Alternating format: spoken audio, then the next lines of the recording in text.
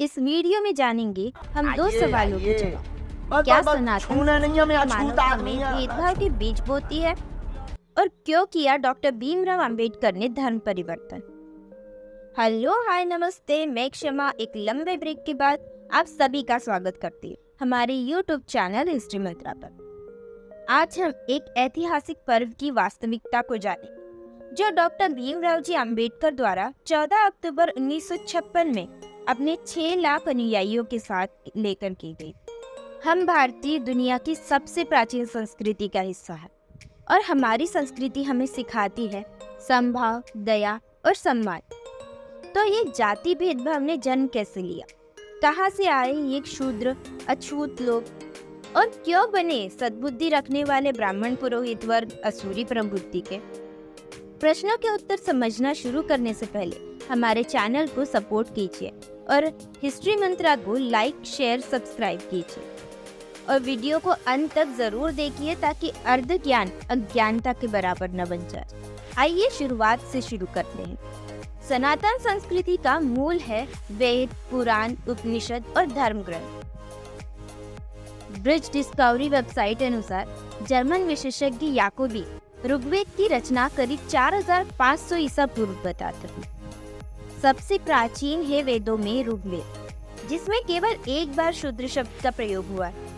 वो है आदिम मानव अर्थात ब्रह्मदेव के शरीर से मनुष्य की उत्पत्ति के समय। इतिहासकार आर्य शर्मा जी के अनुसार ये चारों वर्ण समान है, तभी शूद्र वर्णों का एक भाग है। और इतिहासकारों अनुसार तो किसी के साथ छू अछूत की सभ्यता हमारी है ही नहीं। ये आर्यों के साथ यानी करीब 1500 ईसा पूर्व मध्य एशिया के चारागाहों से आई एक कुरीति है। वैदिक काल में जब आर्य भारत भूमि पर आए तब ऐत्रेय ब्राह्मण अर्थात ऋग्वेद को पढ़ने वाले ऋषियों के नियमों की रचना, जिसे महिदास इत्रा ने किया, वो एक शूद्र पुत्र थे। इसी समय के बाद से सनातन परंपराओं में परिवर्तन आना शुरू हुआ और शूद्रों से वेद अध्ययन का अधिकार ले लिया गया। उपनिषदों में भी वज्रसूची उपनिषद ये मानता है और दावा करता है कि किसी भी सामाजिक पृष्ठभूमि का कोई भी व्यक्ति अस्तित्व की उच्चतम स्थिति को प्राप्त कर सकता है, एक शूद्र भी। अब सबसे पॉपुलर वाला तथ्य, गीता के अध्याय 4 में श्री कृष्ण कहते हैं, चातुर्वर्ण्य मया सृष्टम गुणा कर्म विभागशः तस्य कर्तारमपि मां विद्या कर्तारम वय। मतलब कोई भी संस्कृत ज्ञानी आपको स्पष्ट रूप से बता देगा कि इसका वर्ण व्यवस्था जन्म के आधार पर नहीं बल्कि गुणों के आधार पर। इसके बाद मध्यकाल के संत कबीर, संत रैदास और संत पीपा का नाम तो आपने सुना ही होगा। ये सब इस वक्त की हिंदू सभ्यता अनुसार शूद्र है। स्वयं डॉक्टर भीमराव अंबेडकर जी ने कहा कि श्री राम जी के काल में शूद्र का अर्थ अशिक्षित होता था, उसका जाति व्यवस्था से कोई संबंध नहीं था। परंतु आधुनिक काल तक भारत में आने वाली संस्कृतियों ने और अलग अलग सभ्यताओं के अध्ययनकर्ताओं ने समाज में गुलाम वर्ग की नींव डाल दी है और विश्व की एक महान संस्कृति के लोगों के मन और वृत्ति दोनों में असुरता भरती है। करीब 1000 वर्ष पुरानी विचारधारा में परिवर्तन लाना किसी एक व्यक्ति के लिए तो असंभव ही था। और यही से मिलता है हमारे दूसरे सवाल का जवाब कि डॉक्टर भीमराव अंबेडकर जी ने क्यों अपनाया बौद्ध धर्म और क्यों किया धर्म परिवर्तन। भारत के 24.4% लोग जो संविधान अंतर्गत SC/ST कैटेगरीज में आते हैं, वह सभी शूद्र, अछूत या दलित कहे जाते हैं और इन सभी के लिए ईश्वरीय स्थान रखते हैं डॉक्टर भीमराव अंबेडकर, स्वतंत्र भारत के सबसे पहले कानून मंत्री। परंतु इस स्थान तक पहुंचने के लिए उन्हें अनेक कठिनाइयों का सामना करना पड़ा। कई बार सामाजिक परिवर्तन के लिए विवशता का सामना करना पड़ा, लेकिन डॉक्टर अंबेडकर जी को उनकी मनचाही राह मिली। जानते हो क्यों?